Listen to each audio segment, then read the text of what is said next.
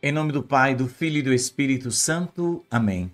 Bom dia, louvado seja nosso Senhor Jesus Cristo, para sempre seja louvado com nossa Mãe Maria Santíssima. Um abençoado dia para você, para sua família, neste 18 de novembro de 2025. Chegou o dia, hoje às 18 horas, estarei em Manaus, no Amazonas.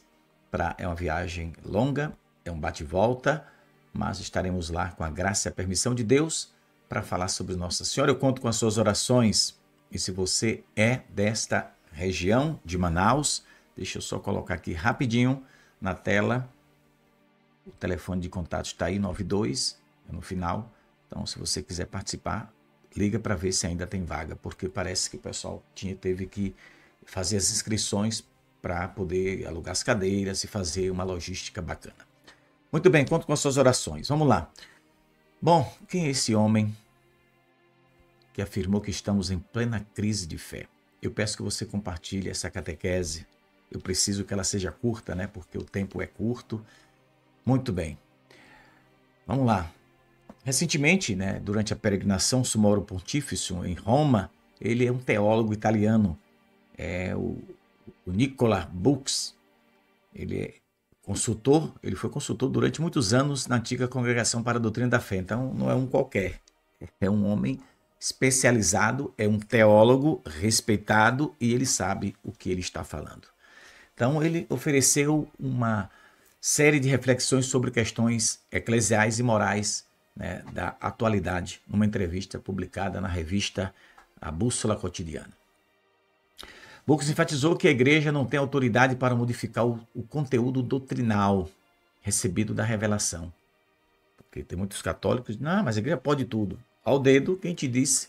Ah, mas Jesus não disse que o que ligar na terra será ligado no céu? Sim, mas não deu autoridade para mudar. Nenhum papa tem autoridade para mudar a doutrina, né?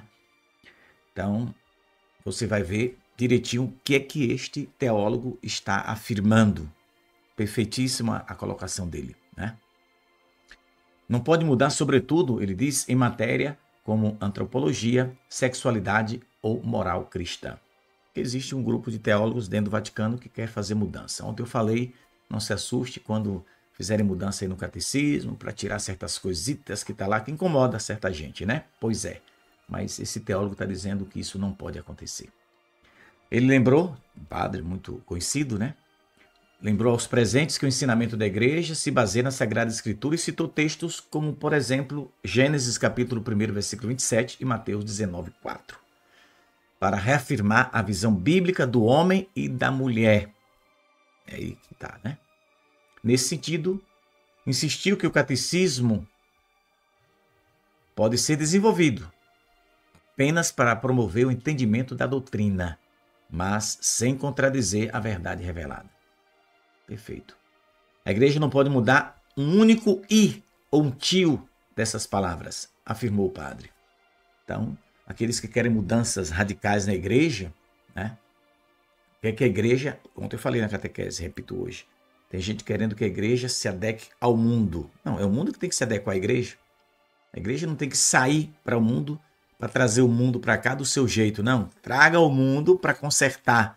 As pessoas do mundo podem entrar na igreja, qualquer pecador, porque no dia que eu disser aqui que pecador não pode entrar na igreja, eu também vou ter que deixar de ser católico, né? Porque eu também sou pecador, você também é pecador, todos nós o somos. Então a igreja é lugar para acolher os pecadores, mas para dizer ao pecador que ele precisa acreditar, que ele precisa agir, né? A igreja precisa afirmar que família é constituída de um homem e de uma mulher, não de pessoas do mesmo sexo. É ensinamento da igreja, está no catecismo. Esse padre está explicando claramente isso tudo.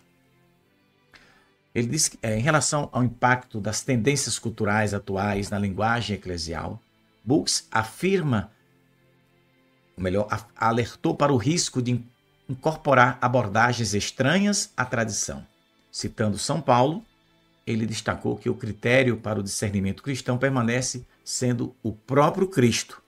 Toda proposta ou teoria deve ser examinada à luz da verdade revelada, não do pensamento humano, da verdade revelada. Se a Sagrada Escritura diz é vermelho, tu não pode dizer que virou cor de rosa. Se está dizendo que é branco, tu não pode dizer que é preto, a cor. Então a gente tem que ir no que é verdade. Não dizer assim, não, mas a maioria acha que tem que dizer que é outra coisa, a gente diz também, não.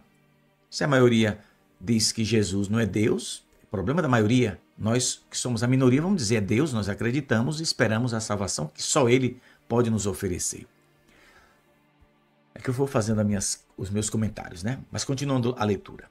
O teólogo enfatizou que a antropologia cristã não se baseia em conceitos mutáveis, né? Mas na identidade do ser humano como criação de Deus. Portanto, argumentou que a ideologia de gênero não pode ser reconciliada com a fé católica e reiterou que o cuidado pastoral consiste em conduzir a verdade e não em confirmar o erro. Porque tem muitos padres e bispos e cardeais que são a favor dessa coisa de ideologia de gênero na igreja, defendem descaradamente isso. Em entrevistas, tá cheio, né? Aqui no site Info Vaticano, Bússola Cotidiana, no Aldo Maria Vale, tá cheio dessas informações, entrevistas que eles dão e esculhambam. Sai por aí como se fossem ateus que nem acreditassem em Deus, falando o que quer e o que não quer. Acolher a pessoa e corrigir o comportamento. É outro tema da entrevista dele.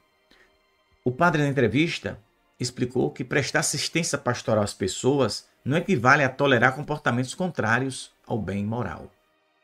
Então, eu já disse aqui, eu posso receber uma pessoa com tendência ou sendo homossexual na minha casa. Você pode receber na sua. Nós não podemos maltratar essas pessoas porque ele tem essas tendências. Vamos agir com caridade. Mas você, aí Nossa Senhora de Anguera entra, na jogada é agora. Não ofusqueis a verdade às custas de uma falsa caridade. Então a igreja, em grande parte, está usando uma falsa caridade para com essas pessoas. E tem muitas pessoas que são católicos, muitos desses irmãos, né, com essas tendências, eles são católicos, nas redes sociais eu acho uma graça, né? A igreja querendo abrir portas e pessoas honestas que têm essas tendências, não. A igreja não está certa. A igreja deve nos orientar para que a gente faça o certo e não querendo empurrar a gente para o abismo. Eu já vi vários falarem isso. Tem aqui na plataforma do YouTube, tá cheio dessas pessoas falando, porque são honestas, né? E em relação ao debate sobre o cuidado pastoral baseado na misericórdia, ele salientou que isso nunca significa abandonar uma pessoa ao erro, ao pecado, mas sim acompanhar essa pessoa, né? Acompanhar essa pessoa no caminho da conversão. Mencionou o sofrimento daqueles que abandonaram os processos de transição de gênero como exemplo de feridas que podem ser infligidas por uma visão contrária à realidade do corpo humano. Então, ao ser questionado sobre aqueles que descrevem a doutrina católica como não inclusiva, que tem essa crítica exclusiva, tá nojo essa conversa, né? O padre, teólogo, capacitado, inteligente, salientou que o próprio Cristo predisse que sua mensagem envolveria divisão e que a fidelidade à verdade não depende do consenso social. Entendeu? Jesus nos disse no Evangelho que não veio trazer paz, veio trazer divisão. Olha o padre aqui falando, olha o teólogo aqui dizendo. Eu vou ler de novo a frase dele. Ele salientou que o próprio Cristo Jesus profetizou, que sua mensagem envolveria divisão. Pai contra filho, filho contra pai, entendeu? Reino contra reino, padre contra padre, bispo contra bispo, bispo contra papa, papa contra... E por aí vai. É divisão. A mensagem de Cristo divide. Porque Cristo disse a verdade e tem gente que quer bem a verdade. Aí não cola. O teólogo está perfeitamente certo. É um teólogo católico, viu? Não é qualquer um. Ah, Pedro, mas não tem outros católicos, outros teólogos? Tem. Mas aí é meia boca. Teólogo meia boca não vai. Tem que ser um teólogo honesto. Esse é honesto. Pode acolher, mas não deixar a pessoa no erro. Mostra o erro. A pessoa escolhe, mas a igreja não pode fazer isso. Tradição, caminho sinodal e autoridade do magistério. Ele tocou também nesse assunto. Em relação às recentes declarações do bispo italiano sobre uma igreja em transformação, Buxla lamentou que o ensinamento, ele lembrou que o ensinamento de João 23, que diz: o progresso doutrinal é um desenvolvimento orgânico, não uma alteração fundamental. A igreja, disse ele, é chamada a converter o mundo a Cristo e não a se adaptar a ele, ou seja, não se adaptar ao mundo, né? Nossa Senhora já disse isso em várias mensagens, né? Nossa Senhora está certa no que ela está dizendo. Está certinho com o que esse teólogo está falando. Por fim, enfatizou que o magistério vincula os bispos porque sua autoridade é exercida in persona Christi. Citando a Constituição Dei Verbum, instituiu que o magistério não está acima da palavra de Deus, mas a seu serviço. Documento da igreja importante, né? Dei Verbum diz que o magistério não está acima da palavra de Deus, mas a serviço da palavra de Deus. Portanto, afirmou que um pastor que propõe um evangelho flexível deixa de ser um mestre da fé e se torna apenas um eco do mundo. Essa aí é uma pancada na cabeça de muitos malucos, né, que temos dentro da Igreja Católica nos dias de hoje. Então, esse sacerdote, obviamente, conhecedor da doutrina, daquilo que é certo, ele está dando dicas para quem quer se salvar, né? A gente precisa rezar muito pela igreja para que, né, possa trilhar o caminho certo. A igreja é como uma mãe, não podemos rejeitá-la, mesmo que ela caia em um estado miserável, afirmou também esse teólogo, né? Então a gente não pode abandonar a igreja, mesmo vendo essas coisas dentro dela.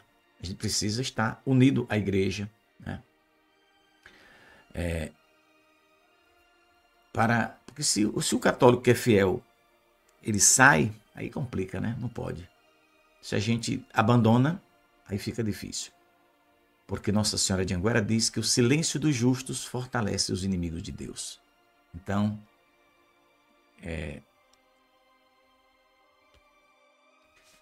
ele também disse, esse teólogo, que um papa, interessante essa frase dele aqui, viu? Polêmica também. Um papa não pode dispor da liturgia como se fosse sua. Então a liturgia não é do papa, é o cardeal que está dizendo. Perdão, esse padre teólogo que está dizendo, né? O objetivo declarado é a unidade da igreja, que estaria ameaçada pelo protesto, né, contra o Concílio Vaticano II. Mas protestar contra o Concílio Ecumênico, embora não seja um ato louvável, não é novidade na história da igreja. Consideramos as objeções levantadas pelo cardeal Caetano em outro concílio ecumênico, de Latrão, né? Então ele está falando aqui de outra coisa. Mas esse teólogo, ele está reclamando dessas aberturas, digamos assim, demais dentro da igreja.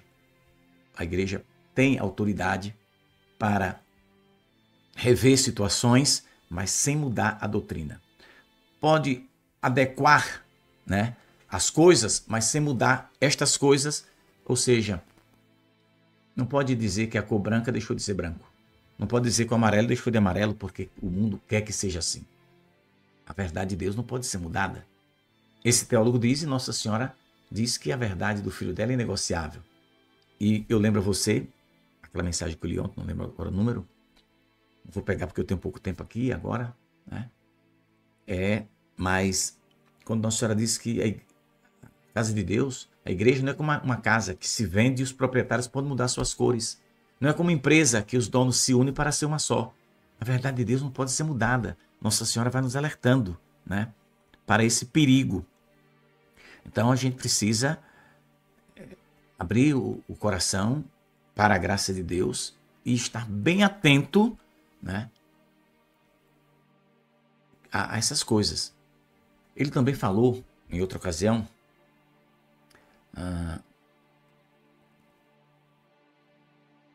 oração do final do ano, Padre Nicola Bux rezou dizendo: Senhor, que o Papa e os bispos não sigam a quimera do novo mundo. Na oração de fim de ano, aí no passado, esse padre rezou pedindo para que o Papa, né, ele está falando certamente na era de Francisco, não sigam a quimera do novo mundo. O mundo está aí, né, se desenvolvendo, empurrando Deus para longe e querendo que o sistema tome conta e dite as ordens, né? Ele também disse que a união civil entre pessoas do mesmo sexo, ele falou sobre isso. E disse: o Papa expressa suas opiniões pessoais. Os católicos não são obrigados a seguir a opinião pessoal do Papa, seja ele o Papa que for. Disse um teólogo, aqui não é um ignorante, feito Pedro Regis, que não entende o assunto, né? Eu estou te passando a informação de um teólogo católico respeitadíssimo dentro da Igreja Católica, que já trabalhou dentro da congregação, consultor. Imagine, é qualquer um que vai ser convidado para ser consultor dentro da congregação para a doutrina da fé? Certamente, se ele tivesse lá dentro hoje, né? Ele já foi. Se ele tivesse dentro hoje, esses últimos documentos polêmicos não teria saído. Ele ia dizer: não bota não, que isso aí vai ser armadilha, né? Então, ninguém é obrigado a seguir essas coisas.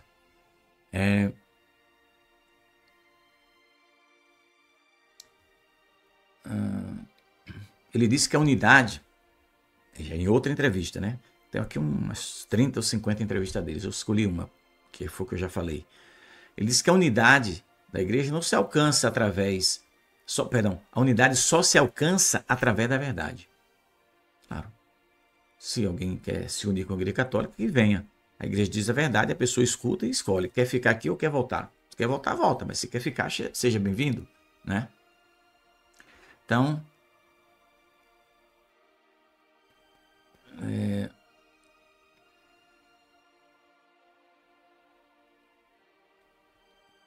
Ele toca aqui outro assunto polêmico que dá até uma catequese. Não vou nem falar aqui, que posso fazer uma catequese mais adiante. Mas é isso. Eu acho que o que eu falei aqui na primeira matéria que eu vi aqui no Info Vaticano já é o suficiente. Então, ele está dizendo que a igreja não tem autoridade para modificar o conteúdo doutrinal que recebeu através da revelação, especialmente em matéria, né, como antropologia, sexualidade e moral cristã. Então, escuta o que eu disse esses dias, acho que na catequese de ontem também. Vão propor mudanças na moral católica também. Escuta o que eu estou te dizendo. Aí as pessoas dizem que eu sou doido, que eu falo demais, que eu ataco isso, eu não estou atacando ninguém. Eu estou falando o que Nossa Senhora já avisou. Agora, você não é obrigado a acreditar, né? Mas a minha obrigação é te informar aquilo que eu escutei da Mãe de Deus. Bom, preciso ir. Que Nossa Senhora te abençoe, te proteja. Conto com as suas orações para a missão de hoje, lá em Manaus. Que Nossa Senhora nos proteja. Estaremos juntos. E vamos transmitir aqui pelo canal. Se você quiser acompanhar, deixa eu ver com o pessoal, né, lá. Eu sei que tem uma diferença no fuso horário. Um pouco diferente. Mas fica ligado que assim que começar o encontro, a gente transmite, né, para você.